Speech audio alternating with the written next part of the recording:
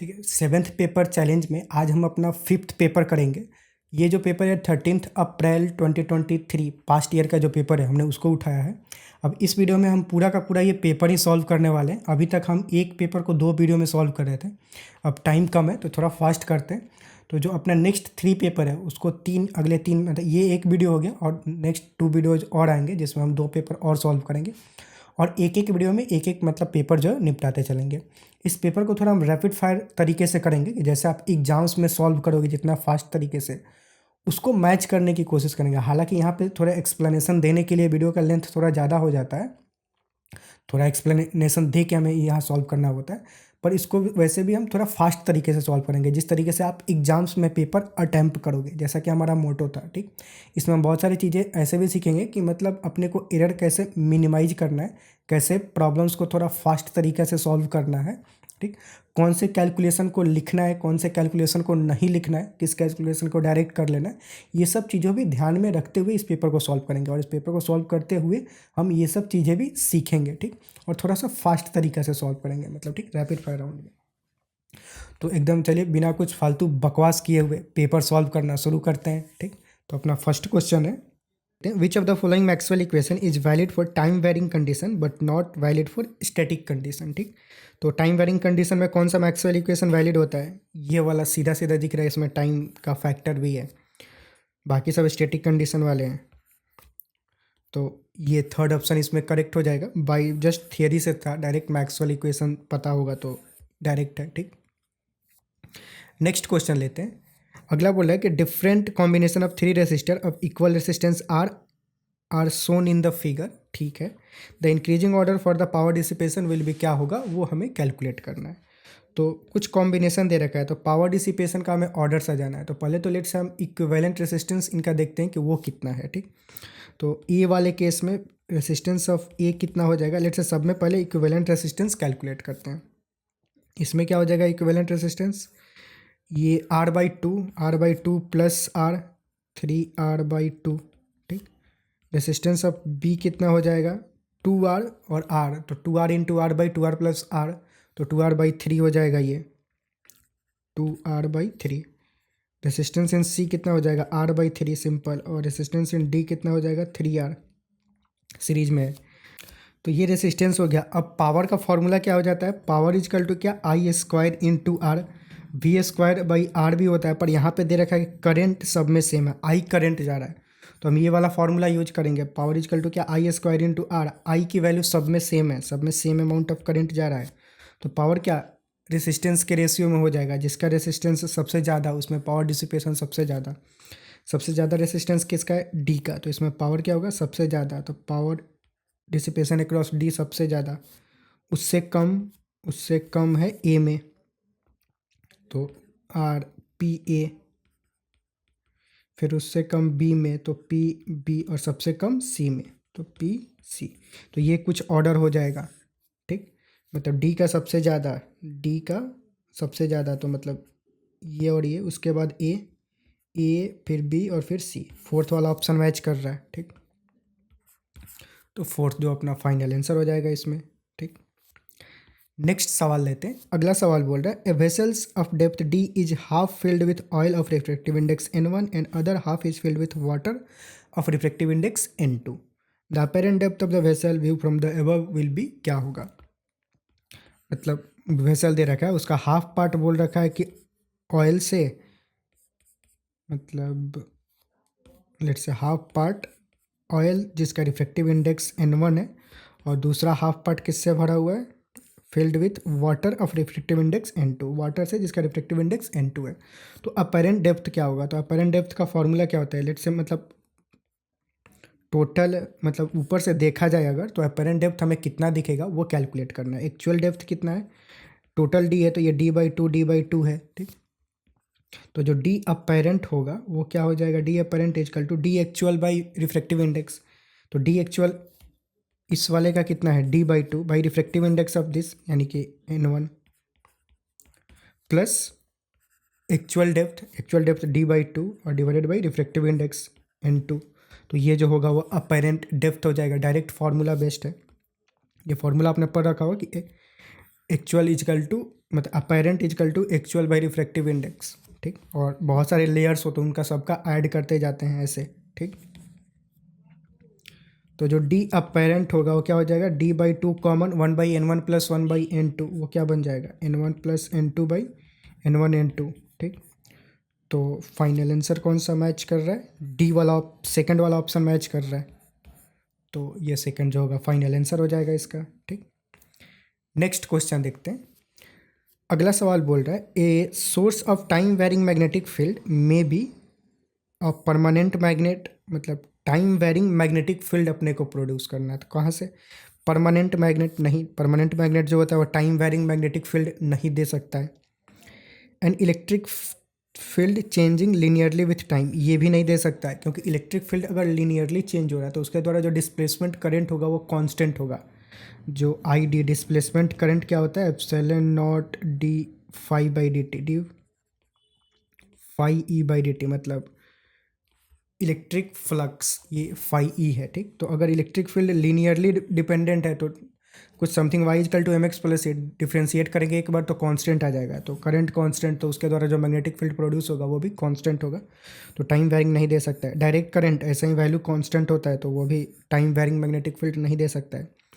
और डिसरलेटिंग charge particles ये दे सकता है, डिसरलेटिंग या फिर एक्सरलेटिंग चार्ज पार्टिकल्स जो होते हैं वो ईएम वेव प्रोड्यूस करते हैं। ईएम वेव में क्या, टाइम वेरिंग मैग्नेटिक फील्ड और टाइम वेरिंग इलेक्ट्रिक फील्ड दोनों ही होता है, ठीक। तो यस, डी वाला ऑप्शन हो सकता है। And antenna fed with digital signal, जी नहीं, बिल्कुल। हालांकि ये अब तो हटा ही गया, दिया गया है कम्युनिकेशन, तो अभी आपके मतलब जो नेक्स्ट पेपर होगा उसमें इस तरह का ऑप्शन होगा भी नहीं, ठीक। तो डी वाला इसका ओनली डी, तो डी वाला मतलब पॉसिबल है, सिर्फ डी से मतलब जो टाइम वेरिंग मैग्नेटिक फील्ड है वो प्रोड्यूस किया जा सकता है, ठीक। नेक्स्ट सवाल देते हैं। Two train A and B of length L and 4 are travelling into a tunnel of length capital L in parallel track from opposite direction, ठीक है, with velocity this and this respectively. If train A takes 35 second less than train B to cross the tunnel of length L of the to cross the tunnel then the to cross the tunnel then the length L of the channel will be क्या होगा, of the tunnel will be क्या होगा, ठीक। तो ठीक है, मतलब tunnel के थ्रू कोई टनल है जिसका लेंथ दे रखा है L है, इसमें दो ट्रेन मूव कर रहा है, एक का लेंथ L है, एक का लेंथ 4L है। इनको क्रॉस करने में कितना, मतलब क्रॉस करने में दे रखा है कि A और B का स्पीड दे रखा है, तो लेट से टाइम टेकन बाई ए कितना हो जाएगा, डिस्टेंस बाई स्पीड, डिस्टेंस कितना, कैपिटल एल, मतलब ए का लेंथ कितना है एल, स्मॉल एल, तो capital L plus small L, tunnel को क्रॉस करने में इतना डिस्टेंस कवर करना पड़ेगा, तो capital L plus small L by speed of A, speed of A कितना हो जाएगा, वेलोसिटी ऑफ ए कितना दे रखा है 108 किलोमीटर पर आवर। अच्छा, अब यहाँ पे जो डिफरेंस टाइम का दे रखा है वो सेकंड में दे रखा है, तो बेटर है कि हम इसको भी क्या सेकंड में कन्वर्ट कर लें, मीटर पर सेकंड में। तो 108 को अगर मीटर पर सेकंड में कन्वर्ट करें तो क्या 5/18 से मल्टीप्लाई करना पड़ेगा, तो क्या 18 5 जा 18 6 जा 108 6 5 जा 30, यानी कि 30 मीटर पर सेकंड हो जाएगा। तो टाइम टेकन बाई ए इतना हो गया, ठीक। और टाइम टेकन बाई बी कितना होगा, L plus length of B, length of B कितना है 4L, तो total distance by speed, speed कितना हो जाएगा, अगेन 5/18 से मल्टीप्लाई करेंगे, 18 चौक 72, 4 4 5 जा 20, तो इतना टाइम लेगा बी। अब बोल रहा है कि जो ए टाइम ले रहा है वो 35 सेकेंड कम है बी से, ठीक। तो ए में अगर 35 सेकेंड ऐड कर दे तो बी का टाइम आ जाएगा एल, मतलब या फिर दोनों का जो डिफरेंस होगा वो 35 सेकेंड होगा, ठीक।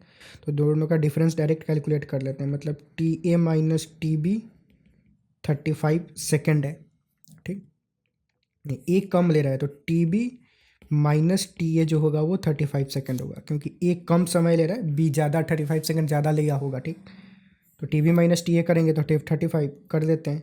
और एक और इन्फॉर्मेशन दे रखा है यहाँ पे कि कैपिटल एल जो है वो 60 टाइम्स ऑफ स्मॉल एल के बराबर है, तो वेरिएबल कम कर लेते हैं, इसको क्या करते हैं हम यहाँ पे कैपिटल एल के बदले 60 स्मॉल एल करें तो 61 स्मॉल एल बाई 30, और ये कितना बन जाएगा 64 स्मॉल एल बाई 20। अब डिफरेंस कैलकुलेट करते हैं, तो 64L/20 minus 61L/30 that is equal to 35। यहाँ से L की वैल्यू क्या आ जाएगी, L को खोपचे में ले लेते हैं कॉमन, ये कितना होगा, नीचे 20, नीचे क्या 60 कर देते हैं LCM, 3 टाइम्स में तो 3, 4 3 12 6 3 18 1 19 माइनस 2 2 2, ठीक। तो ये कितना हो जाएगा इजकल टू 35। ये सब्ट्रैक्ट करें तो कितना होगा 70 हो जाएगा, 70/60 इजकल टू 35, 35 2 जा 2 से ये 30, तो L की वैल्यू कितना आ गया 30 मीटर हो जाएगा, क्योंकि हमने टाइम मतलब क्या मीटर पर सेकंड में ले रखे थे स्पीड, ठीक। और L से हम मान लेते हैं कि मीटर में ही होगा, तो यूनिट मीटर। अब हमें कैलकुलेट क्या करना है, कैपिटल L की वैल्यू कैलकुलेट करनी है, और कैपिटल L हम जानते हैं किसके बराबर है, 60 टाइम्स ऑफ स्मॉल l के बराबर है। तो बस यहाँ से लेंथ ऑफ टनल जो कैपिटल L है वो क्या 60 इंटू स्मॉल l की वैल्यू 30, 1800 मीटर हो जाएगा, ठीक। या फिर 1.8 किलोमीटर, जो भी दे रखा हो ऑप्शन में, मीटर में ही दे रखा है, थर्ड ऑप्शन मैच कर रहा है, थर्ड जो होगा ये अपना फाइनल आंसर हो जाएगा, ठीक। नेक्स्ट क्वेश्चन लेते हैं। The ratio of power of two motor is √3x/√x+1 that are capable of raising this kg of water in 5 minutes and 50 kg of water in 2 minutes respectively from a well of this metre deep, the value of x will be, क्या होगा वो हमें calculate करना है, ठीक है। मतलब दो मोटर का पावर का रेशियो दे रखा है और बोल रहा है वो मतलब ये कैपेबिलिटी है उनका कि मतलब दिस इतना केजी 5 मिनट में जो मोटर, लेट से दो मोटर फर्स्ट और सेकंड बोल देते हैं, तो जो फर्स्ट वाला मोटर है कितना, इतना केजी वाटर को 100 मीटर डीप से मतलब 5 मिनट में राइज कर रहा है, तो पावर क्या, वर्क डन बाई टाइम। तो लेट से रेशियो डायरेक्ट कैलकुलेट करते हैं, P1/P2 लेट से कैलकुलेट करते हैं। P1 मतलब क्या, W1/T1 work done by time, work done कितना, mgh, मास कितना है 300, mg इंटू हाइट कितना, लेट से h बोल देते हैं simple, mgh work done by time, time कितना 5 मिनट, सेकेंड में कन्वर्ट करें तो क्या 5 इंटू 60, ठीक। P2 क्या हो जाएगा, वर्क डन, वो कितना मास ला रहा है 50 kg मास ला रहा है, सेम हाइट से मतलब सेम डेप्थ से ला रहा है 100 मीटर, तो वर्क डन मतलब P2 क्या, work done by 2 by time taken by 2, तो वर्क डन कितना mgh 50 into g into h by time taken कितना 2 मिनट, मिनट को सेकेंड में कन्वर्ट करें तो 60, तो ये P1/P2 हो जाएगा। इसका वैल्यू मतलब ये दे रखा है कितना, √3√x/√x+1, एक मिनट, √x+1 ऐसा कुछ दे रखा है, ठीक। तो इसमें कैलकुलेट करते हैं। अब h की वैल्यू पुट करने की भी ज़रूरत नहीं है क्योंकि ये सब GH कैंसिल आउट होगा, इसलिए नहीं पुट किया। ये 60 भी ज़रूरत नहीं था, और क्या काट कुट कर सकते हैं, 50 से इसको करें तो 6 टाइम्स में जाएगा।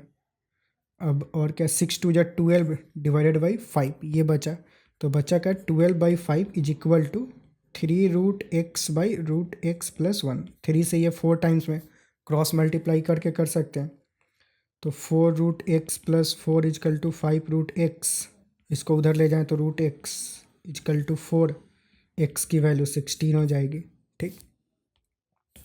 इसको डायरेक्ट करने का फोर्थ ऑप्शन जो है वो मैच कर रहा है, तो ये मतलब अपना फाइनल आंसर हो जाएगा, ठीक। नेक्स्ट सवाल देखते हैं। नेक्स्ट क्वेश्चन बोला, a planet having mass this and radius this where M E and R E is the mass and radius of Earth respectively has escape velocity this given by, क्या होगा, ठीक।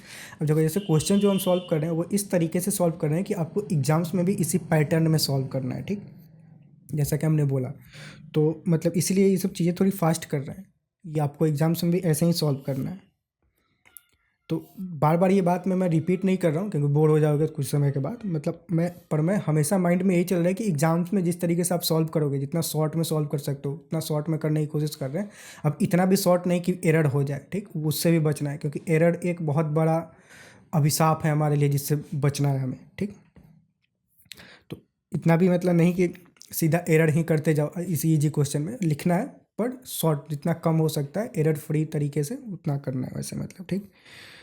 तो देखते हैं, एक प्लैनेट दे रखा है जिसका मास और रेडियस दे रखा है अर्थ के तुलना में, और उसका एस्केप वेलोसिटी कैलकुलेट करना है। तो एस्केप वेलोसिटी का फॉर्मूला क्या होता है, √2gme बाई मतलब mass of planet by radius of planet, ठीक।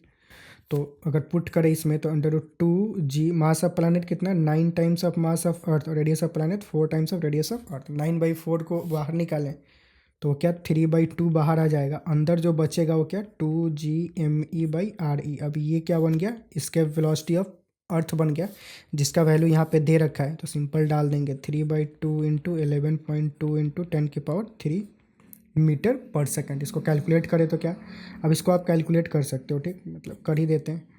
2 से 5 पॉइंट, इसको काट कूट करें तो 2 से 5.6 हो जाएगा, मल्टीप्लाई करें तो 6 18 1 5 3 15 16 इंटू 10⁻³ मीटर पर सेकंड, ठीक। तो जो इसका वेलोसिटी होगा वो क्या 16, अच्छा यहाँ पे क्या दे रखा है, इसके velocity earth is given bye, option में क्या 16.8, ये तो मैच कर रहा है। अच्छा किलोमीटर पर सेकंड में पूछ रहा है, ओके यूनिट। ये जो है मीटर पर सेकंड में है, 10⁻³ को क्या किलोमीटर में कन्वर्ट कर देंगे तो वो किलोमीटर हो जाएगा। तो सेकंड ऑप्शन मतलब करेक्ट हो जाएगा। ये भी ध्यान देंगे, यूनिट का भी ध्यान देंगे। बहुत बार तो यूनिट में ही, यूनिट की वजह से एरर हो जाता है, खास करके जब आप स्पीड अप में होते हो, मतलब तेज होते हो तो यूनिट भूल जाते हो। क्वेश्चन में मेन जो सबसे मुश्किल पार्ट है वो तो सॉल्व होगा, वो करेक्टली सॉल्व होगा, लेकिन सबसे जो ईजीएस्ट पार्ट होता है वही छोड़ के हम आगे बढ़ जाते हैं, और मिस्टेक एरर जो होता है वहीं पे होता है, ठीक। ये ध्यान देंगे, बहुत इंपॉर्टेंट है यूनिट। नेक्स्ट क्वेश्चन देखते हैं, the difference between the threshold wavelength for two metal surface A and B having work function this and this क्या होगा। वेवलेंथ का डिफरेंस कैलकुलेट करना है, तो लेट से लैम्डा ए क्या हो जाएगा, मतलब वर्क फंक्शन दे रखा है तो इसका कॉरेस्पॉन्डिंग थ्रेशोल्ड वेवलेंथ कितना होगा। थ्रेशोल्ड लैम्डा इजकल टू क्या होता है 242 बाई एनर्जी, ठीक। ये प्रोवाइडेड एनर्जी इलेक्ट्रॉन वोल्ट में हो, जो कि यहाँ पे दे रखा है, ठीक। तो जो लैम्डा आएगा वो क्या नैनोमीटर में आएगा, ठीक। तो कर लेते हैं, यहाँ पे दे भी रखा है Hc is equal to 242 electron volt, मतलब लैम्डा इजकल टू क्या होता है Hc/E हो जाएगा, ठीक। Hc की वैल्यू यहाँ इलेक्ट्रॉन वोल्ट में दे रखा है 1242, ठीक। तो सिंपल 12, अब डिफरेंस कैलकुलेट करना है तो डायरेक्ट कर लेते हैं 1242/9 माइनस, मतलब इसका वेवलेंथ जो होगा वो ये हो जाएगा, और इसका वेवलेंथ, इसके कॉरेस्पॉन्डिंग जो वेवलेंथ होगा क्या। अब इसको कैसे करें, दिस माइनस दिस करते हैं, नहीं तो निगेटिव हो जाएगा, ये छोटा है ये वाला बड़ा होगा, तो 1242/4.5, ठीक। इसके कॉरेस्पॉन्डिंग वेवलेंथ ये हो जाएगा। दोनों का डिफरेंस कैलकुलेट करना है, कर लेते हैं 1242 कॉमन, ऐसे करें तो ये क्या हो जाएगा 9 2 माइनस 1 तो 1/9, सिंपल 9 से कैंसिल करें तो क्या 9 1 जा 9 कर लेते हैं, 3 बचा तो 34,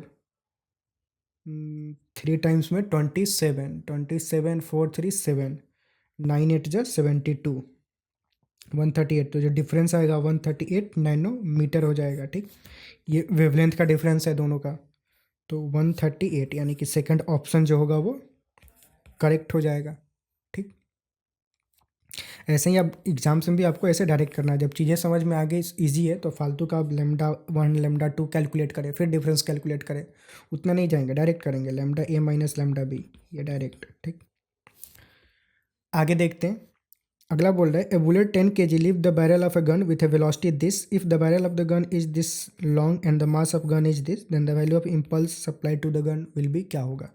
तो गन को कितना इम्पल्स मिलेगा, जितना इम्पल्स बुलेट का होगा। बुलेट का इम्पल्स क्या change in momentum, change in momentum initially तो बुलेट रेस्ट पे ही था, तो इनिशियल मोमेंटम 0, फाइनल मोमेंटम क्या हो जाएगा, तो मतलब चेंज इन मोमेंटम क्या final momentum minus initial momentum, initial momentum तो 0 हो गया, तो जो इम्पल्स होगा फाइनल मोमेंटम के बराबर होगा। Final momentum mass into velocity, mass of the bullet 10/1000, 10 ग्राम दे रखा है, फाइनल वेलोसिटी कितना 600, तो 600, ठीक। तो ये इम्पल्स हो जाएगा 1 2 3 1 2 3 6 न्यूटन सेकंड इम्पल्स बुलेट का हुआ, यही इम्पल्स गन को सप्लाइड होगा पीछे की तरफ, तो सेकंड वाला ऑप्शन जो होगा वो करेक्ट हो जाएगा, ठीक।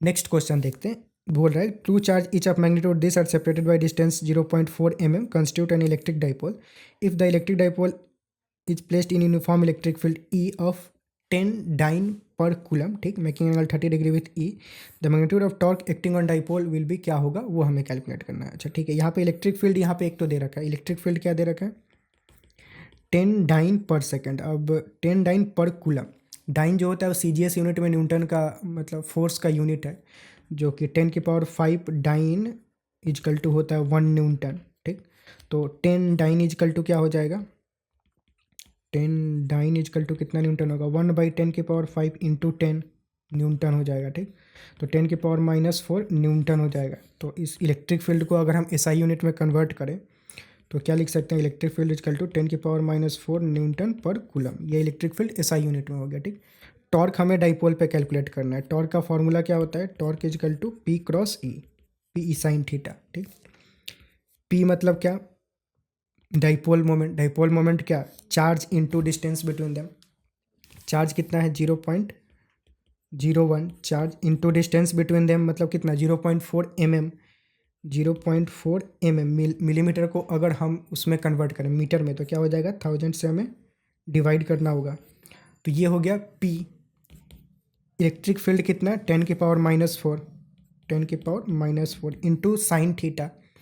Theta is the angle between P and E। तो इन दोनों के बीच का एंगल कितना दे रखा है 30 डिग्री, तो साइन 30 कितना हो जाएगा 1/2, 1/2। ये टॉर्क हो जाएगा। यही हमें कैलकुलेट करना है कि कितना टॉर्क होगा। तो बस काट कूट कर देते हैं। अब ये करें तो कितना हो जाएगा, पॉइंट हटाएं तो एक और जीरो नीचे आएगा, ये पॉइंट हटाएं तो 2 जीरो और नीचे आएगा। ये जो फाइनल टॉर्क हमें कैलकुलेट करना है कुछ 10 की पावर समथिंग में। ठीक है, तो क्या होगा 10⁻⁻4 नीचे ही है, ये देखा जाए तो ये भी -4 है 8, और ये -2 10 हो गया 10⁻⁻10। ये 2 से 2 टाइम्स में, तो 2 इंटू 10⁻⁻10 न्यूटन मीटर हो जाएगा, ये टॉर्क हो जाएगा। ठीक, सेकंड ऑप्शन मैच कर रहा है, तो ये जो है अपना फाइनल आंसर हो जाएगा। ठीक, तो मतलब ये सवाल कंप्लीट हुआ। गर्मी बहुत ज़्यादा है। सवाल करते हैं, अगला क्वेश्चन देखते हैं। आपको एग्ज़ाम्स में थोड़ा सा मेंटली के साथ साथ फिजिकली भी प्रिपेयर्ड रहना है, क्योंकि हो सकता है कि जहाँ पे एग्ज़ाम आप दे रहे हो वहाँ पे गर्मी ज़्यादा हो, फ़ैन ऊपर ना हो, डायरेक्ट धूप आ रहा हो आपके सीट पे। ये सब चीज़ें अनहोनी चीज़ें हम नहीं चाहते हैं, पर हो जाता है। ठीक, कभी कभी तो आपको ऐसे प्रिपेयर्ड रहना है कि मतलब कुछ हो जाए अगर थोड़ा बहुत इधर उधर तो परेशान नहीं होना है कि क्वेश्चन सॉल्व नहीं हो रहा है, गर्मी हो रहा है इसकी वजह से क्वेश्चन सॉल्व नहीं हो रहा है। मतलब बहुत सारे बच्चों के साथ ऐसा इंसिडेंस हुआ है, हमने रियल लाइफ में देखा है कि जहाँ बैठे थे वहाँ खिड़की था, बाकी सब तो ठीक था, खिड़की के बगल में नाला था, मच्छर आ रहे थे तो पूरा मच्छर काट रहा था, तो उसकी वजह से पेपर ख़राब हो गया। तो ऐसे ऐसे अनहोनी घटनाएं घट जाती है, तो आपको इन सब चीज़ों के लिए भी प्रिपेयर्ड रहना है, थोड़ा सा फिजिकली भी फिट रहना है। ठीक, ये ज़रूरी है। नेक्स्ट सवाल देखते हैं। अगला क्वेश्चन बोल रहा है कि a disc rolling without slipping on the surface, the radius of the disc is capital R at t equal to 0, the top most point of the disc is A as shown in the figure. When the disk complete half of the rotation, the displacement of the A from the initial position will be क्या होगा, वो हमें calculate करना है। तो जब ये half rotation complete करेगा तो जो पॉइंट A है वो कहाँ पे आ जाएगा, अभी कहाँ पे है, अगर फोटो बनाया जाए तो अभी जो है वो A यहाँ पे है, कितना डिस्टेंस पे 2r डिस्टेंस पे है, मतलब यहाँ से। अगर ये आधा रोटेशन आगे बढ़े तो ये कितना कवर कर लेगा जर्नी, πr, मतलब पूरा जो होता है वो 2πr होता है, आधा करेगा तो πr हो जाएगा, हॉरिजॉन्टल डायरेक्शन में मूव करेगा। तो जो ए पॉइंट है वो नीचे आ जाएगा, तो मतलब ए पॉइंट यहाँ पे कहीं आ गया होगा, शुरुआत में यहाँ पे था πr। तो डिस्प्लेसमेंट क्या हो जाएगा, ये वाला डिस्प्लेसमेंट हो जाएगा। तो डिस्प्लेसमेंट का √(this² प्लस this², अगर करे तो r तो है कॉमन आ जाएगा, √π² प्लस 2 का स्क्वायर 4, तो ये जो है डिस्प्लेसमेंट हो जाएगा। ठीक, तो r √π² 4, फर्स्ट ऑप्शन जो है वो करेक्ट हो जाएगा। ठीक, 1 मिनट। ठीक है, ठीक है, अगला सवाल देखते हैं। आगे क्वेश्चन बोल रहा है the RMS speed of oxygen molecules in a vessels at a particular temperature is this into V, where V is the average speed of the molecules, the value of x will be क्या होगा वो हमें calculate करना है। ठीक है, तो मतलब दे क्या रहेगा कि VRMS जो है वो क्या है 1 + 5/x⁻² 1/2 इंटू V, जहाँ V क्या है एवरेज स्पीड। ठीक है, तो RMS स्पीड क्या होता है √3RT/m, RMS स्पीड कितना √3RT/m, that is equal to 1 + 5/x⁴ into ये क्या है, एवरेज स्पीड। एवरेज स्पीड क्या होता है, √8 RT/πm, ठीक, √8 RT/πm, ठीक। दोनों साइड स्क्वायर कर देंगे, तो स्क्वायर करेंगे तो ये खत्म, यहाँ से ये हाफ खत्म और ये खत्म, ठीक। RT/m कैंसिल होगा, बचा क्या, 3 = 1 + 5/x इंटू 8/π, ये कुछ मसाला बचा, ठीक। 8/π को अगर हम इधर लेके चले आए तो क्या होगा, 3π/8 बन जाएगा। तो ये क्या करते हैं, इधर लेके आते हैं 3π/8। अब यहाँ से अपने को क्या, पाई की वैल्यू यहाँ पे दे रखा है कि 22/7 अपने को लेना है, ले लेते हैं। 3 × 22/7 × 8 -1 that is equal to 5/x हो जाएगा, ठीक। ये जरा करे तो क्या, 2 से 11 हो या 4 टाइम्स में, 11 3 जा 33 - 28 -1, ये कितना हो जाएगा, 33 - 28, 5/28 that is equal to 5/x। तो x की वैल्यू यहाँ से क्या आ जाएगा, 28 आ जाएगा, ठीक। 28 फर्स्ट ऑप्शन जो होगा वो मैच कर रहा है, तो x की वैल्यू 28 हो जाएगा, ठीक। तो ये सवाल हुआ। अब मतलब एग्जाम्स में थोड़ा सा कैलकुलेशन आप अगर फास्ट कर सकते हो तो ऐसे कर लो, मतलब वो ज़्यादा हेल्पफुल होगा आपके लिए, ठीक। ठीक है, नेक्स्ट क्वेश्चन देखते हैं। A body of mass this is moving with velocity this, it's kinetic energy will भी क्या होगा, वो हमें कैलकुलेट करना है, ठीक है। तो मतलब मास और उसमें जो एरर है वो दे रखा है, यहाँ पे वेलोसिटी और उसका एरर दे रखा है, हमें काइनेटिक एनर्जी कैलकुलेट करना है। तो पहले तो काइनेटिक एनर्जी क्या हो जाएगा, ½ mv², मास कितना 5, मतलब जो मेन वैल्यू है 5 और स्पीड का मेन वैल्यू, मीन वैल्यू कितना है 20, ये कितना हो जाएगा v का स्क्वायर, ठीक। तो ये क्या हो जाएगा, इसको काट कूट अभी नहीं करते हैं, तो 1/2 × 5, 20 का स्क्वायर कितना 400, कैंसिल करेंगे तो ये 200, 5 दूना के 10/00 यानी कि 1000 काइनेटिक एनर्जी हो जाएगा, ठीक। अब एरर वाला कैलकुलेट करें तो काइनेटिक एनर्जी क्या होता है, लेट से k = m½ mv²। एरर क्या देखें तो ΔK/k is equal to ΔM/m plus twice ΔV/v बन जाएगा, ठीक। तो बस कैलकुलेट कर रहे हैं, ΔK की वैल्यू हमें कैलकुलेट करना है कि एरर इन काइनेटिक एनर्जी कितना होगा। तो ΔK/k की वैल्यू कितना 1000, वो हमने काइनेटिक एनर्जी ऑलरेडी कैलकुलेट किया है, ठीक। ΔM मतलब 0.5 और m 5, 0.5/5 प्लस ट्वाइस ΔV कितना 0.4/v कितना 20, ठीक। तो ये बन गया मतलब ΔV/v, ठीक। अब इसको कैलकुलेट करें तो क्या हो जाएगा, ये बन जाएगा 5 5 कैंसिल 1/10 प्लस 2 से 10 टाइम्स में, मतलब 2 से ये 10 और 4 नीचे गिराएगा तो 400 हो जाएगा, तो 4/100 मतलब 1/25, ठीक है। इसको ऐसे ही रहने देते हैं और इंटू 1000 कर देते हैं, तो यहाँ से ΔK मिल जाएगा अपने को। तो ये क्या हो जाएगा ΔK, ये 100 मतलब 1000 को अगर मल्टीप्लाई करें इससे तो 100 और इससे मल्टीप्लाई करें तो कितना, 2 से 2 0 खत्म 40, तो 140 हो जाएगा ΔK। तो जो काइनेटिक एनर्जी हम रिपोर्ट करेंगे वो क्या हो जाएगा 1000 ± 140, ठीक, इतना जूल हो जाएगा, ठीक। तो ये हो जाएगा 1000 ± 140 जूल। फर्स्ट ऑप्शन मैच कर रहा है, तो ये मतलब अपना फाइनल आंसर हो जाएगा, ठीक। नेक्स्ट सवाल देखते हैं। अगला बोल रहा है कि two bodies having kinetic energy in the ratio this, if they have same linear momentum the ratio of their masses will be, क्या होगा। डायरेक्ट स्ट्रेट फॉरवर्ड क्वेश्चन है, दोनों का काइनेटिक एनर्जी का रेशियो दे रखा है, तो k1/k2 की वैल्यू दे रखा है और मोमेंटम बोल रहा है कि सेम है। काइनेटिक एनर्जी क्या होता है p²/2m, दोनों का मोमेंटम सेम है तो p² वैसे भी कैंसिल होगा, तो नीचे 2m1 ऊपर 2m2 and that is equal to 16/9 दे रखा है, 2 2 कैंसिल, m1/m2 कितना हो जाएगा, तो मास का रेशियो पूछ रहा है, तो 9/16 हो जाएगा, तो 9:16 मासेस का रेशियो 9:16, फोर्थ ऑप्शन जो है वो करेक्ट हो जाएगा, ठीक। नेक्स्ट सवाल देते हैं। अगला बोल रहा है कि अच्छा कुछ फ्लो का दे रखा है, liquid horizontal plane, cross section area of A is this and B is this, ठीक। ए और बी का एरिया ऑफ क्रॉस सेक्शन दे रखा है, मतलब यहाँ पे क्या एरिया ऑफ क्रॉस सेक्शन है यहाँ पे, ठीक। If the speed of the liquid at B दे रखा है कितना this, then PA - PB will be क्या होगा, तो वहाँ का प्रेशर डिफरेंस हमें कैलकुलेट करना है, ठीक है। बर्नौलीज थ्योरम अप्लाई कर देंगे। बर्नौलीज थ्योरम अप्लाई करने से पहले इक्वेशन ऑफ कंटिन्यूटी अप्लाई करते हैं। क्योंकि बी के पास स्पीड ऑफ लिक्विड दे रखा है, ए के पास नहीं दे रखा है, तो वो इक्वेशन ऑफ कंटिन्यूटी से कैलकुलेट करेंगे A1 B1 is equal to A2 V2।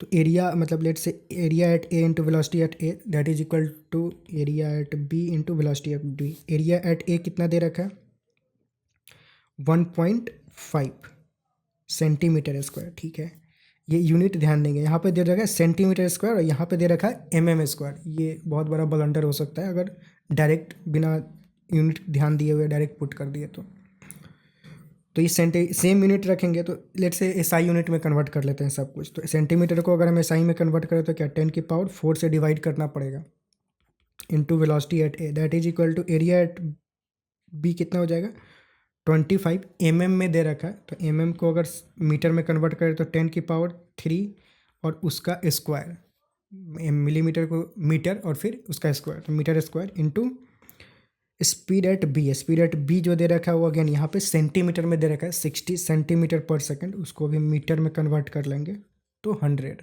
ठीक, तो यहाँ से जो ई आएगा वो मीटर पर सेकंड में आएगा क्योंकि हमने सब कुछ एसआई यूनिट में ले रखा है। अब काट कूट करते हैं, ये क्या है नीचे 10⁶, ये 10⁴, तो बचेगा क्या 10⁻², मतलब 100 बचेगा नीचे। पॉइंट हटाएं तो नीचे एक 10 आएगा, वो जो 10 होगा क्या करेगा पहले से 15, ये 4 टाइम्स में, ये 1 0 से 1 0 ख़त्म, 25 चौका 100, ये डबल 0 ख़त्म। तो जो वेलोसिटी ऑफ ए है वो 1/10 बचा, सिर्फ 10 ही है जो बचा हुआ है। तो velocity of A 1/10 metre per second. ठीक है, ये आ गया अपना।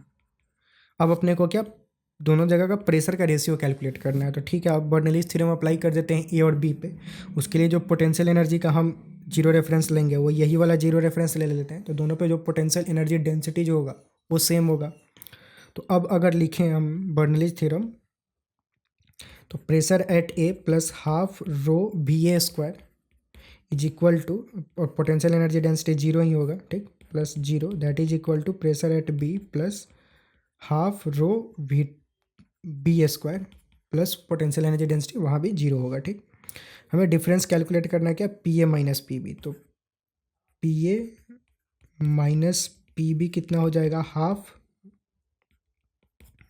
रो we B square minus we A square, ये उधर लेके जाएंगे तो ये स्क्वायर है यहाँ पे, ठीक, तो उधर लेके जाएंगे तो v B square minus we A square. V B की वैल्यू कितना, ये हमने जस्ट कैलकुलेट किया, वी ए यहाँ पे नहीं, ये वी ए हो गया, ये वी बी हो गया। ठीक है, डेंसिटी का वैल्यू दे रखा है 1000 यहाँ पे दे रखा है, वैल्यू पुट कर देते हैं, सिंपल डायरेक्ट वैल्यू पुट करते हैं। डेंसिटी का वैल्यू कितना 1000, तो 1000 into v B square, v B का वैल्यू कितना 60 सेंटीमीटर, तो 60/100 मीटर का स्क्वायर, मतलब दिस का square minus we A square 1/10 का स्क्वायर, ये हो जाएगा। ठीक, तो ये डिफरेंस हो जाएगा, तो कैलकुलेट कर लेते हैं। 1/2 3 0, 1 0 से 1 0 कैंसिल, तो 1/100 और 1/100 यहाँ भी बचेगा, 100 कॉमन ले लेते हैं तो 1/100 हो जाएगा नीचे, और ये क्या बन जाएगा 6 का स्क्वायर 36 माइनस 1 35, तो ऊपर 35 हो जाएगा। 00 से 00 कैंसिल, 2 से ये 5 टाइम्स में 35, 5 जगह कितना हो जाएगा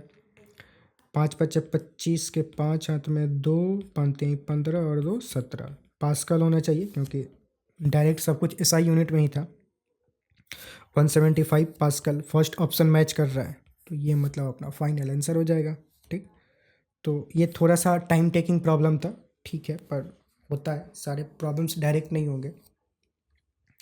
नेक्स्ट सवाल देखते हैं। अब बोल रहा है कि under isothermal condition pressure of gas is given by this where A is constant and V is the volume of gas, the bulk modulus of the gas at constant temperature is equal to, क्या होगा वो हमें calculate करना है।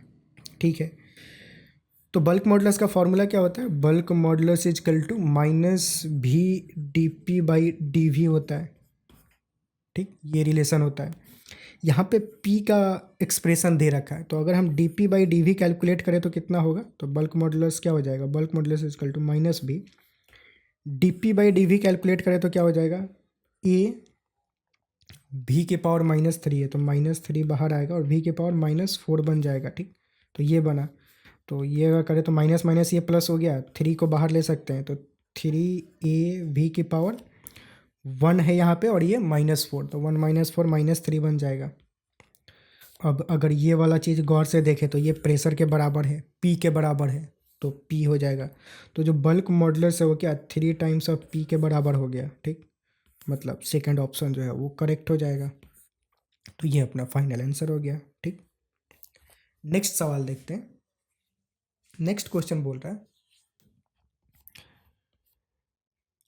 For the following circuit given input A and B choose the correct output for Y, ठीक है। तो ए और बी का इनपुट दे रखा है, हमें वाई का आउटपुट क्या होगा वो कैलकुलेट करना है, ठीक है। तो अगर हम लेट से कोई एक यहाँ पे इनपुट का दे रखा है और ये आउटपुट का मतलब ऑप्शन बोल रहा है कौन सा सही होगा। अगर लेट से फर्स्ट देखा जाए T1 से T2 के बीच में ए का इनपुट क्या है 0, मतलब नीचे 0 और ये 1 लेवल है, ठीक। तो इनपुट क्या है ए का 0। बी का भी इनपुट स्टार्टिंग में क्या है T1 और T2 के बीच में कितना है, T1 और T2 के बीच में नहीं, पहले स्टार्टिंग वाला ही लेते हैं, फर्स्ट वाला। ये 0 है T1 के पहले और यहाँ भी 0 है, तो दोनों 0 ही है, ठीक है। तो स्टार्टिंग इनपुट दोनों का 0, तो 0 0 ये क्या है नॉर गेट, नॉर गेट तो 0 0 का 0, फिर नॉट लगेगा तो 1 बन जाएगा, तो यहाँ पर आउटपुट 1 आया। इसका क्या आएगा 0 0 का 0 ही रह जाएगा।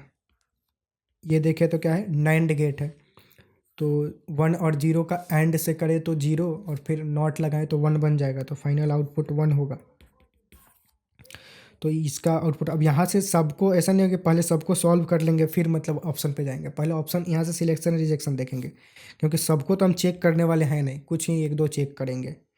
तो अगर देखा जाए तो पहला अपना क्या आया 1 आया, तो ठीक है वो उसके अनुसार देखते हैं कौन सा रिजेक्ट हो रहा है। तो फर्स्ट ऑप्शन देखें तो इसमें 0 है, तो ये तो रिजेक्ट 0 रिजेक्ट 0 रिजेक्ट 1, एक ही में रिजेक्ट हो गया, मतलब 3 तो ऑप्शन तो ऐसे ही फर्स्ट में ही रिजेक्ट हो गया, यही मैच कर रहा है। तो आगे चेक करने की ज़रूरत भी नहीं है, डायरेक्ट ये 1 हो जाएगा, तो अब आके हम चेक भी नहीं करेंगे। हाँ, लेकिन अगर कॉन्फिडेंस डाउन है कि पता नहीं सही किया हूँ या गलत किया हूँ तो एक और आप चेक कर सकते हो, वरना अगर कॉन्फिडेंस में हो तो मतलब इसमें सब में पहला ही 0 दे रखा है, ये 1 है, तो पहले में ही 3 रिजेक्ट हो गए, तो फाइनल आंसर यही हो जाएगा, ठीक। तो मतलब ऐसे कंप्लीट हो गया। तो ऐसे क्वेश्चंस को मतलब इस तरीके से अटैम्प्ट करना है, ऐसा नहीं कि पहले बैठ जाए आँख मूंद के पहले सबको चेक करे क्या होगा क्या होगा फिर एक बाई एक करके मैच करे, ऐसा नहीं। मैच वाला जो क्वेश्चन होता है उसको भी सिलेक्शन रिजेक्शन से ही करते हैं, उसमें भी पहले रिजेक्ट करते हैं, मतलब जो मैचिंग वाला क्वेश्चन आते हैं, ठीक। ठीक है, नेक्स्ट क्वेश्चन देखते हैं। अगला बोल रहा है which of the graph represent the difference between total energy and potential energy of A particle executing SHM versus distance from its mean position. तो डिफरेंस बिटवीन टोटल एनर्जी और पोटेंशियल एनर्जी का difference क्या हो जाएगा, kinetic energy हो जाएगा, ठीक।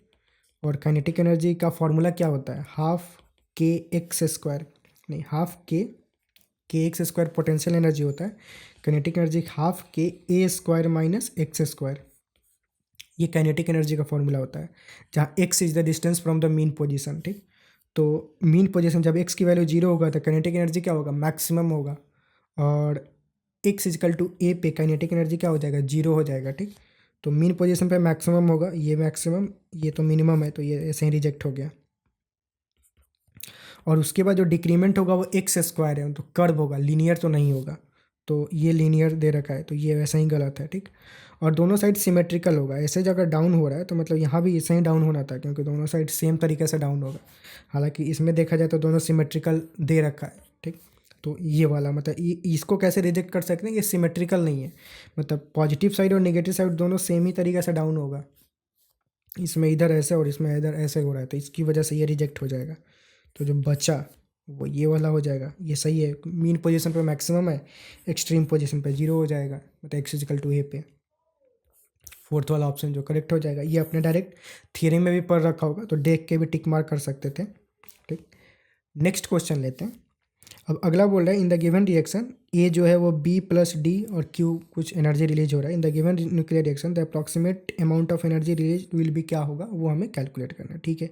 मतलब Q value of the reaction calculate करना है। क्यू वैल्यू क्या होता है mass of reactant minus mass of product, तो mass of reactant M A minus mass of product कितना M B minus M D into C square, delta M into C square, ठीक। अब यहाँ पे देखा जाए तो मास ऑफ ए और मास ऑफ बी और मास ऑफ डी सब कुछ दे रखा है, तो एम ए एम बी और एम डी की वैल्यू यहाँ पे डाल देंगे। और ये बहुत अच्छी बात है कि डिवाइडेड बाई सी स्क्वायर दे रखा है, तो जो मास दे रखा है mass divided by c square, जो भी आप मास ये पुट करोगे तो सी स्क्वायर कैंसिल हो जाएगा, तो जो भी डायरेक्ट यहाँ जो नंबर दे रखा है उनका जो पुट करके इन मतलब सब्ट्रैक्ट करोगे तो जो आंसर आएगा वही डायरेक्ट आंसर हो जाएगा। That will be equal two electron volt, जितना भी इलेक्ट्रॉन, मेगा इलेक्ट्रॉन वोल्ट, क्योंकि यूनिट यहाँ पे मेगा इलेक्ट्रॉन वोल्ट का पर कूलम में। समझ में आ रहा है क्या? पहले तो आप यहाँ पर नंबर पुट करोगे और यूनिट देखा जाए तो mega electron volt by c square है, और इंटू सी स्क्वायर यहाँ करने वाले हो। सी स्क्वायर कैंसिल होगा, तो जो भी नंबर आप ये पुट करोगे और जो भी एडिशन सब्ट्रैक्शन करके जो भी फाइनल आंसर आएगा, जितना मेगा इलेक्ट्रॉन वोल्ट जो होगा फाइनल एनर्जी हो जाएगा, तो वही Q value of the reaction हो जाएगा। ठीक, फाइनल आंसर भी यहाँ मेगा इलेक्ट्रॉन वोल्ट में ही दे रखा है। तो बस अब ये कैलकुलेशन है, मैं ये नहीं करूँगा क्योंकि डायरेक्ट मतलब जस्ट वैल्यू पुट करके सब्ट्रैक्ट करना है, टाइम पास है। कॉन्सेप्ट समझ में आया कि इन दोनों को मतलब ऐड करोगे, उसमें से इसको सब्ट्रैक्ट कर लोगे, सिंपल। ठीक, जो भी आएगा डायरेक्ट आंसर आ जाएगा। तो इसको नहीं करते हैं, यहाँ पे टाइम पास है। आप इसको वीडियो को पॉज करके आप चेक कर सकते हो, सॉल्व कर सकते हो और ऑप्शन मैच कर सकते हो। ठीक, ठीक है, नेक्स्ट सवाल देखते हैं। नेक्स्ट सवाल बोल रहा है कि the elastic potential energy of store in the steel of length 20 metre stretch through 2 centimetre is this, the cross sectional area of the wire in mm square will be, क्या होगा? ठीक है, तो इलास्टिक पोटेंशियल एनर्जी दे रहा है। Elastic energy क्या होता है? एनर्जी डेंसिटी का फॉर्मूला क्या होता है? Half stress into strain. तो एनर्जी डेंसिटी मतलब एनर्जी बाई वॉल्यूम, वो क्या होता था? हाफ स्ट्रेस इनटू स्ट्रेन, और स्ट्रेस इजकल टू क्या? Y into strain. ये stress equal to Y into strain into strain. तो ये फॉर्मूला क्या बन जाएगा? एनर्जी इजकल टू क्या हो जाएगा? वॉल्यूम को उधर लेके चले जाए तो हाफ वाई स्ट्रेन का स्क्वायर मतलब डेल्टा एल बाई एल का square into volume, area into length. ठीक, अब यहाँ पे देखा जाए तो सब कुछ दे रखा है, बाकी मतलब एनर्जी दे रखा है। एनर्जी कितना स्टोर है? 80 जूल। पुट करते हैं यहाँ पे 80 joule is equal to half Y की वैल्यू क्या दे रखा है? 2 into 10⁻11 into delta L. Delta L मतलब क्या? इलोंगेशन। वो कितना दे रखा है? 2 सेंटीमीटर। सेंटीमीटर को मीटर में कन्वर्ट करेंगे 2/100 मीटर हो जाएगा, डिवाइडेड बाई लेंथ। लेंथ कितना दे रखा है? 20 इसका square into area of cross section हमें कैलकुलेट करना है, और इंटू लेंथ। लेंथ अगेन कितना? 20। तो सब कुछ दे रखा है, जस्ट इसको सॉल्व करेंगे तो यहाँ से अपने को एरिया जो भी होगा वो मिल जाएगा। तो जो भी आएगा फाइनल आंसर आ जाएगा। अगेन इसको मैं सॉल्व अब नहीं करूँगा, टाइम पास है। चीज़ हम अपने को कॉन्सेप्ट पे ध्यान देना है। कॉन्सेप्ट क्या है? आप इसको सॉल्व कर सकते हो खुद के प्रैक्टिस के लिए। जस्ट इस इक्वेशन को सॉल्व करो, फाइनल जो एरिया आएगा मतलब वो फाइनल आंसर हो जाएगा। ठीक, तो मतलब ये सवाल कंप्लीट हुआ। कंप्लीट हुआ कि मतलब कर लो थोड़ा। ठीक, ये फालतू का कैलकुलेशन है, तो मतलब अभी कैलकुलेशन करके थोड़ा टाइम वेस्ट नहीं करते हैं, क्वेश्चन सॉल्व करने पे फोकस करते हैं।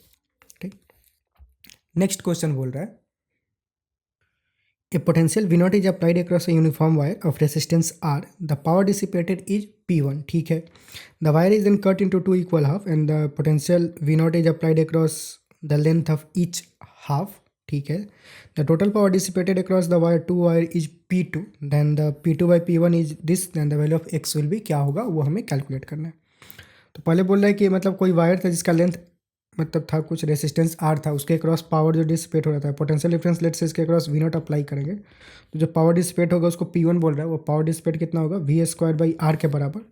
अब बोल रहे हैं इसको दो पार्ट में ब्रेक कर दिया, तो R/2 हो गया, और ईच के cross V naught potential apply किया जा रहा है। तो जो P2 होगा, दोनों का पावर डिसिपेशन का सम हो जाएगा, तो V square by R/2 plus V square by R/2, ये पावर डिसिपेशन P2 हो जाएगा। दोनों का रेशियो बोल रहे हैं, तो ये क्या बन जाएगा? Basically 2 to 4 V square by R बन जाएगा। ठीक, तो और यही P2 बाई P1 का रेशियो दे रखा है, तो P2 बाई P1 का रेशियो क्या हो जाएगा? इन दोनों को देखें तो V square by R cancel होगा, तो 4/1 हो जाएगा। दिस दे रखा है कितना? √x/1, तो x की वैल्यू क्या हो जाएगी? 16 हो जाएगा। ठीक, डायरेक्ट तो x की वैल्यू जो पूछा जा रहा है वो 16 जो होगा फाइनल आंसर हो जाएगा।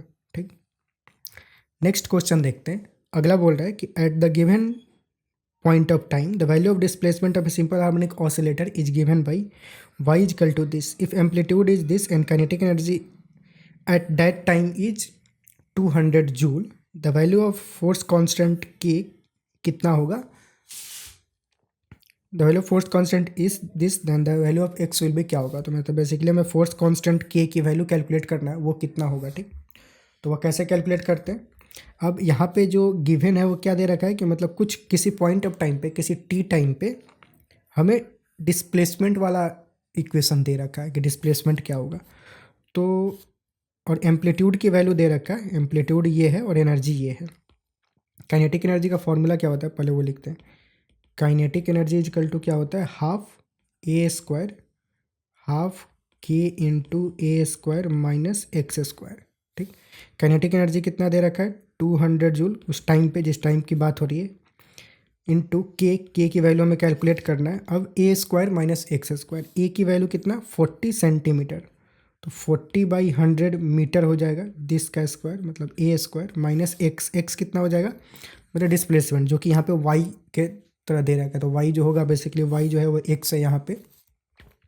तो वाई की वैल्यू क्या हो जाएगी, ए कॉस 30, तो ए की वैल्यू कितना 40 कॉस 30 √3/2, ये सेंटीमीटर में है, इसको मीटर में कन्वर्ट करेंगे तो 100 से डिवाइड करेंगे। ठीक, तो ये बन जाएगा 20, इसको करें तो 5, तो √3/5 एसआई यूनिट में हो जाएगा उसका स्क्वायर, तो √3/5 का स्क्वायर। ठीक, तो ये बना। यहाँ से अपने को के की वैल्यू मिल जाएगी, वही कैलकुलेट करना है, तो सिंपल। और वो जो है समथिंग इंटू एक्स की पावर एक्स, मतलब 1 इंटू 10 की पावर एक्स के फॉर्मेट में आएगा, तो एक्स की वैल्यू कैलकुलेट करनी है। इसको खुद से कर सकते हो या फिर करूँ, लेट से कर ही देते हैं, ईजी ही लग रहा है। इसको 2 को इधर लेके आए तो 400 हो जाएगा, दैट इज इक्वल टू के, इधर 10 से 10 खत्म, 4/100 और इधर क्या 3/25, 4 से उसको मल्टीप्लाई कर दो, 4 ने 16/100 और इसको 100 बनाए तो 3, 4 से मल्टीप्लाई करें तो 12, 4, 4 से ये 100, 100 को 100 लें तो के इजकल टू 10 की पावर 4 हो जाएगा। ठीक, 10 की पावर 2 और 10 की पावर 2, 4 बन जाएगा।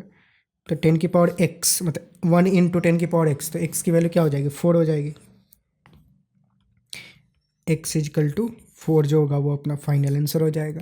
ठीक, इस तरीक़े से आप सॉल्व कर सकते हो। थोड़ा सा मैंने शॉर्टकट किया, कोशिश करो अगर इस तरीके से आप इतना फास्ट कर सकते हो कैलकुलेशन, तो आई थिंक कि अच्छे खासे स्पीड पे हो, मतलब इससे मैक्स स्पीड होना चमत्कार है, या फिर मतलब बहुत अच्छा है, इतना स्पीड पे हो तो अच्छा हो। ठीक, मतलब कैलकुलेशन वाइज, बाकी स्पीड की ज़रूरत भी नहीं है अगर एरर ज़्यादा ज़रूरी है स्पीड से। ठीक, मतलब एरर नहीं होना चाहिए, वो ज़्यादा ज़रूरी है स्पीड से। ठीक, तो स्पीड के चक्कर में एरर अपने को नहीं लेना है। ठीक, उसका भी ध्यान रखेंगे।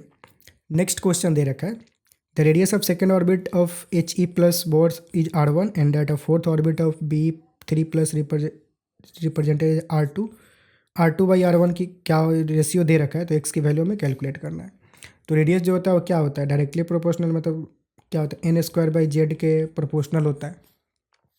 तो R2/R1 का रेशियो दे रखा है, तो ये क्या हो जाएगा, R2 क्या है इसका, तो n² कितना फोर्थ ऑर्बिट, और जेड इसका कितना होगा 4, तो 4 का स्क्वायर/4, और R1 का देखें तो n²/z, n² कितना हो जाएगा 2, और सेकेंड ऑर्बिट बोल रहा है 2² एन की वैल्यू 2, तो 2², और जेड कितना 2 है, तो मतलब ऊपर मल्टीप्लाई में 2, ये बन जाएगा 4 से ये 4 खत्म, 2 से 2, तो 1/2। ये रेशियो कितना दे रखा है, x इज टू 1, तो x की वैल्यू क्या हो जाएगी, x की वैल्यू 1/2 हो जाएगी। कुछ उल्टा किया मैंने, R2/R1 फोर्थ ऑर्बिट n²/z। ठीक है,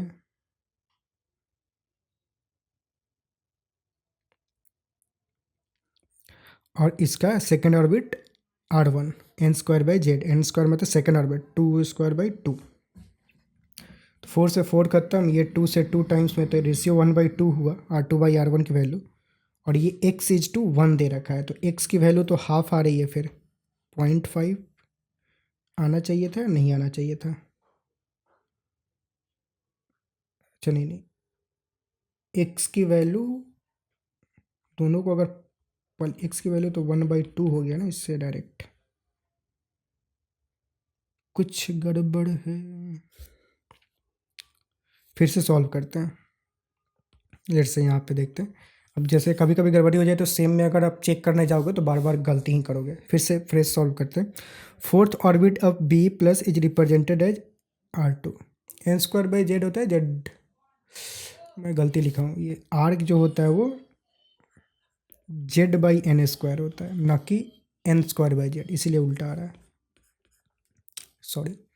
जो रेडियस होता है directly proportional to Z by n square into something, नहीं एन स्क्वायर बाई जेड ही होता है, श्योर सही है, क्योंकि एन इंक्रीज करेगा तो रेडियस इंक्रीज करेगा और जेड के इन्वर्सली प्रोपोर्शनल होता है। ठीक है, n square by Z into something into r naught होता है, जहाँ आर नॉट की वैल्यू 0.53 एंगास्ट्रॉन होता है, समथिंग अराउंड। ठीक, तो रेडियस तो एन स्क्वायर बाई जेड ही होता है, तो R2/R1, R2 क्या हो जाएगा एन स्क्वायर फोर्थ ऑर्बिट, तो एन 4 का स्क्वायर बाई जेड, जेड की बेरिलियम का जेड कितना हो जाएगा 4, R1 कितना हो जाएगा एन स्क्वायर सेकेंड ऑर्बिट 2 का square by 2 that is equal to x/1।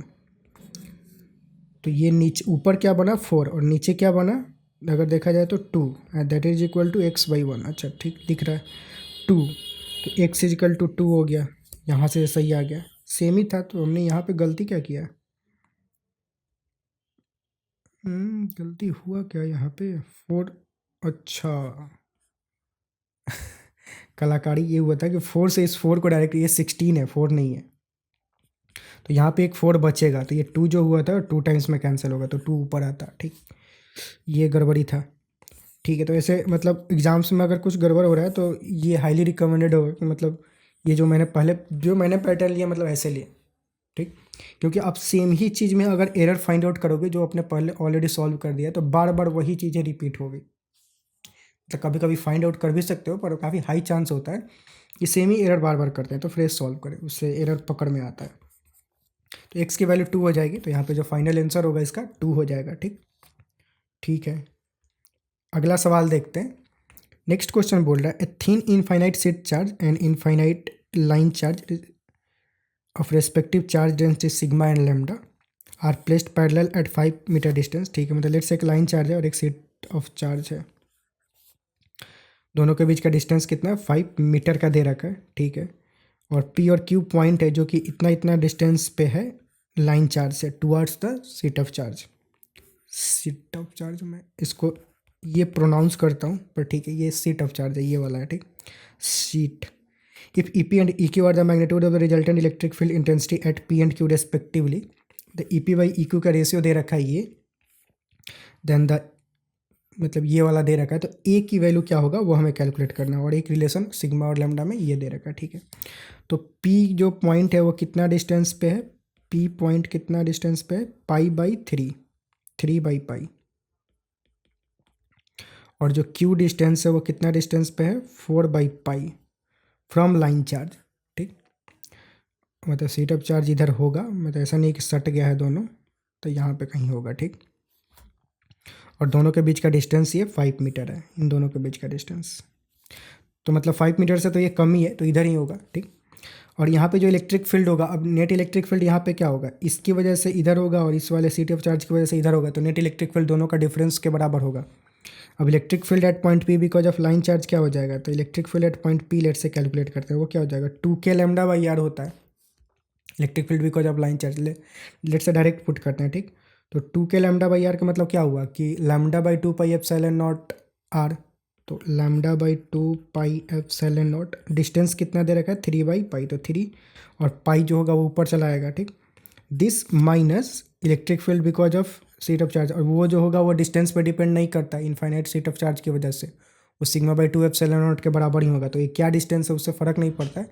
यहाँ पे जो इलेक्ट्रिक फील्ड होगा इसकी वजह से सिग्मा/2 एप्सिलॉन नॉट के बराबर ही होगा, sigma epsilon naught that divided by E P और डिवाइडेड बाई ई क्यू, मतलब दोनों का रेशियो हमें कैलकुलेट करना है, E P by E Q. तो ई क्यू कितना हो जाएगा, तो again lambda by 2 pi epsilon naught, lambda 2 pi epsilon naught, R की वैल्यू यहाँ पे क्या है 4/π, तो 4 और जो पाई होगा वो ऊपर चला जाएगा, माइनस सिग्मा/2 एप्सिलॉन नॉट। ठीक, इसका दे रखा है क्या 4/a के बराबर ये दे रखा है यहाँ पे, तो हमें a की वैल्यू क्या होगा वो कैलकुलेट करना है, कर देते हैं। और एक रिलेशन और दे रखा है लैम्डा इजकल टू 2 सिग्मा, तो वो भी कन्वर्जन कर देंगे, तो लेट से यहाँ करते ही हैं, पहले तो काट कूट कर देते हैं, पाई से पाई कैंसिल, यहाँ पाई से पाई कैंसिल। ठीक, और लैम्डा इजकल टू लेट से हम 2 सिग्मा अगर पुट कर दें तो 2 सिग्मा, यहाँ पे भी 2 सिग्मा। अब थोड़ा सा नीट एंड क्लीन आपको रहना होगा, ज़्यादा उलझना नहीं है, ये 2 से 2 कैंसिल। ठीक, ये भी 2 से 2 कैंसिल, यहाँ पे क्या बचा सिग्मा/3 एप्सिलॉन नॉट। ठीक, तो sigma by 3 epsilon not minus sigma by 2 epsilon not. ठीक, यहाँ पे क्या बचा, sigma by 4 epsilon not minus sigma by 2 epsilon not.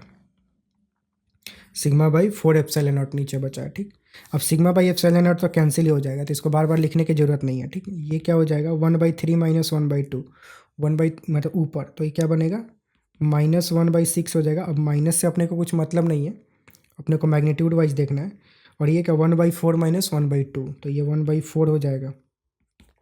इसको क्या हो जाएगा, मतलब 4/6 बन जाएगा। That is equal to what, यहाँ पे 4/a दे रखा है, तो a की वैल्यू क्या हो जाएगी 6, वही हमें कैलकुलेट करना है। ठीक, तो जो फाइनल आंसर होगा a का वो क्या हो जाएगा 6, तो a की वैल्यू ये 6 हो जाएगा। ठीक, ये समझ में आया कि मतलब ये नीचे वाला 1/6 हो जाएगा और ये 4 जो है ऊपर चला जाएगा, तो ये 4/6 बन जाएगा। ठीक, नॉर्मल सी बात है। ठीक, नेक्स्ट सवाल देखते हैं। अगला बोल रहा है कि a fish rising vertically upward with uniform velocity 8 metre per second observe that a bird diving vertically downward towards the fish with velocity 20 meter per second. If the refractive index of water is this, then the actual velocity of diving bird to pick the fish will be क्या होगा, वो हमें calculate करना है। ठीक है, तो situation क्या दे रखा है वो समझ में आ रहा है कि मतलब यहाँ कोई फिश है वो ऊपर जा रहा है और कोई बर्ड है वो नीचे आ रहा है। तो अगर अपेरेंट टोटल हाइट की बात करें, लेट से डिस्टेंस ऑफ, ये बर्ड है ये फिश है, distance of bird with respect to fish जो होगा वो क्या होगा, ये हो जाएगा। तो इनमें अगर रिश्ता लिखे तो वो क्या होता है, distance of bird with respect to fish divided by, अब ये जो डिस्टेंस है वो कहाँ से कैलकुलेट कर रहे हैं, वाटर से कैलकुलेट कर रहे हैं, तो divided by refractive index of water, refractive index of water that is equal to, ये दो डिस्टेंस के सम के बराबर होगा। अब ये दो डिस्टेंस कौन सा है, डिस्टेंस ऑफ फिश, जैसे उसको डीएफ बोल देते हैं। अगेन वो डिस्टेंस ऑफ फिश जो है वो कहाँ हम कैलकुलेट कर रहे हैं, वाटर मतलब पानी के अंदर से, तो रिफ्रैक्टिव इंडेक्स ऑफ वाटर इसको ऐसे याद रखते हैं। ठीक, और ये वाला जो डिस्टेंस है वो हवा में है, तो that will be distance of bird divided by refractive index of air. Refractive index of air क्या है 1 है। ठीक, तो ये रिश्ता बनता है इनके बीच में। अब इनको अगर हम टाइम के रेस्पेक्ट में डिफ्रेंशिएट कर दें तो यही डिस्टेंस जो है वो इस वेलोसिटी में कन्वर्ट हो जाएगा। ठीक, तो लेट से कन्वर्ट कर देते हैं, तो ये क्या बन जाएगा सीधे, मतलब डी को हम वी लिख सकते हैं सीधा सीधी, तो ये हो जाएगा velocity of bird with respect to fish equal to velocity of fish velocity of bird.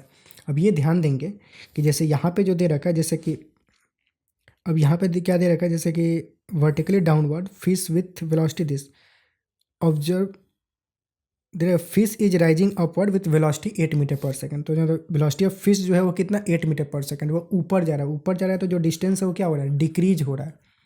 तो जो हमने डिफ्रेंशिएट किया ये क्या हो जाएगा, velocity of fish, velocity of fish क्या लेंगे, विथ माइनस साइन लेंगे, क्योंकि हमने इसको डिस्टेंस से डिफ्रेंशिएट किया था। ये वाला जो डिस्टेंस था उसको डिफ्रेंशिएट करके कैलकुलेट किया। ये डिस्टेंस जो है टाइम के साथ डिक्रीज हो रहा है, डिक्रीज हो रहा है, तो हम माइनस साइन के साथ लेंगे। ठीक, तो ये हो जाएगा -8 by refractive index of water कितना 4/3। ठीक, ये बना।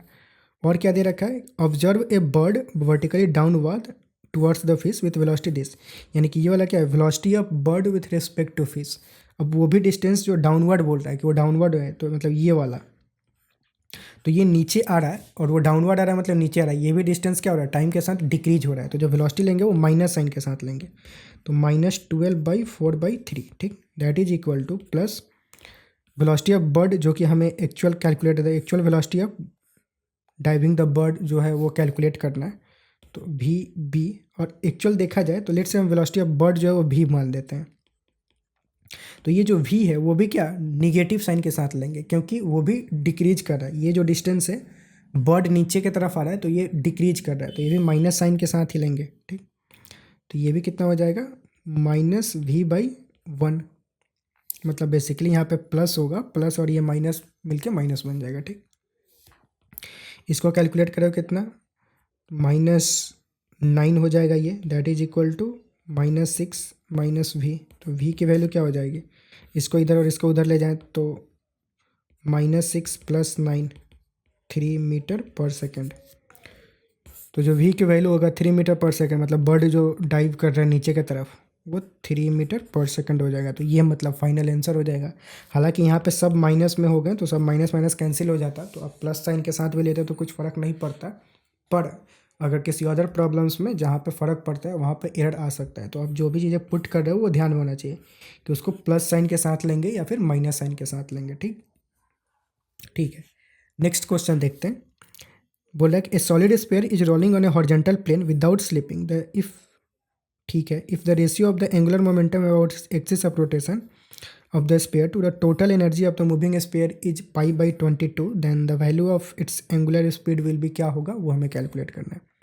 तो angular momentum by total energy, total energy मतलब क्या, काइनेटिक एनर्जी के फॉर्म में होगा। उसका रेशियो दे रखा है कितना, pi/22। ठीक है, तो पहले तो दोनों कैलकुलेट करते हैं। एंगुलर मोमेंटम क्या होता है, आई ओमेगा।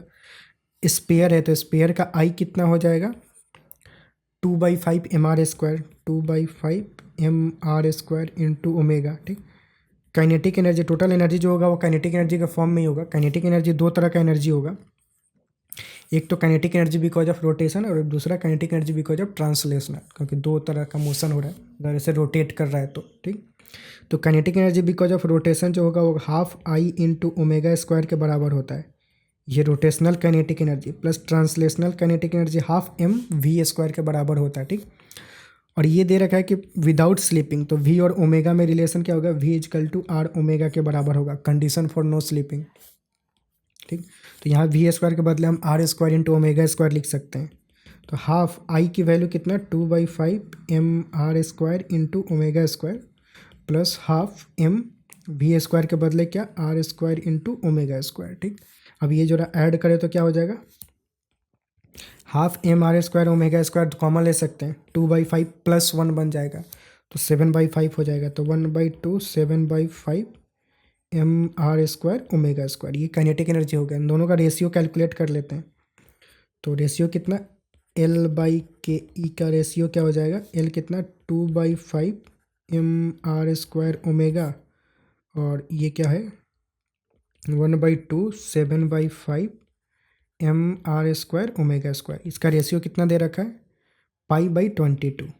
ठीक है, तो pi/22 ये दे रखा है। हमसे पूछा क्या जा रहा है, एंगुलर स्पीड, मतलब ओमेगा की वैल्यू पूछी जा रही है कि वो कितना होगा। ठीक है, तो बस काट कुट करते हैं। अब mr² तो कैंसिल हो गया, ओमेगा से एक ओमेगा ख़त्म, 5 से ये 5 ख़त्म, तो ये कितना हो जाएगा, 2 ऊपर बचा, नीचे का 7/2, ये 2 ऊपर चला जाएगा into omega that is equal to pi/22। Pi की वैल्यू क्या, 22/7 रख देते हैं, डिवाइडेड बाई 22, 22 से 22 ये ख़त्म, 7 से ये 7 ख़त्म, तो ओमेगा जो है वो 4 के बराबर हो जाएगा। ठीक, तो जो अपने को ओमेगा की वैल्यू पूछ रहा है वो यही हो जाएगा, 4 रेडियन पर सेकेंड। तो ये मतलब अपना फाइनल आंसर हो जाएगा। ठीक, तो बस क्वेश्चन जो है इसमें सारे जितने भी क्वेश्चंस थे वो कंप्लीट हुए, इसमें इतना ही। तो ये हमने पूरा ही पेपर सॉल्व कर लिया। आपका एग्ज़ाम नज़दीक है तो अब हर वीडियो में एक वीडियो में एक पेपर हम निपटाएंगे। तो ये अपना 5th पेपर था, 5th पेपर हो गया। 2 पेपर हम और सॉल्व करने वाले हैं, तो दोनों पेपर अब एक ही वीडियो में एक पेपर आएगा। ठीक, अब एक पेपर को 2 वीडियो में स्प्लिट नहीं करेंगे, तो नेक्स्ट 2 डेज में आपका और 2 पेपर कंप्लीट हो जाएगा। ठीक, आई होप कि प्रिपरेशन अच्छी चल रही होगी। कैसा प्रिपरेशन चल रहा है नीचे कमेंट्स में बताओ, और कैसा मतलब क्या प्रॉब्लम हो रही है। अभी के टाइम पे आपको ये सब थियरी से ज़्यादा मेंटल अपने हेल्थ पे ध्यान देना है, परेशान नहीं होना है, अभी ज़्यादा एंजाइटी में नहीं आना है। अभी ये सब चीज़ें जो है वो बहुत ज़्यादा डोमिनेटिंग करती है इस टाइम पे, तो थोड़ा सा पेशेंस में रहें, कामली रहें। जितना भी सिलेबस कंप्लीट हुआ है उस पर कॉन्फिडेंस रहें, उतना काफ़ी है, बहुत अच्छा है। उतना भी अगर एग्जीक्यूट कर दिया जाए तो हम अच्छा मार्क्स स्कोर कर सकते हैं। फुल सिलेबस कंप्लीशन के तरफ अगर आपका लेट से 80% 90% भी सिलेबस आपने कंप्लीट किया है तो बहुत अच्छे पोजीशन पे हो। अगर 80% भी एग्जीक्यूट कर दिए तो मतलब अच्छा स्कोर आ सकता है। फिर 100% पे अभी नहीं जाना है, जितना सिलेबस कंप्लीट हो गया वो काफ़ी है, अपने को उतना ही एग्जीक्यूट करना है, उस पर भी अच्छा स्कोर किया जा सकता है। ठीक, ये पेशेंस अभी रखना है, अभी फालतू का इधर उधर की चीज़ें नहीं सोचनी है, और हेल्थ पे बहुत ध्यान रखना है अभी। ठीक, ठीक है, तो मिलते हैं अगले वीडियो में।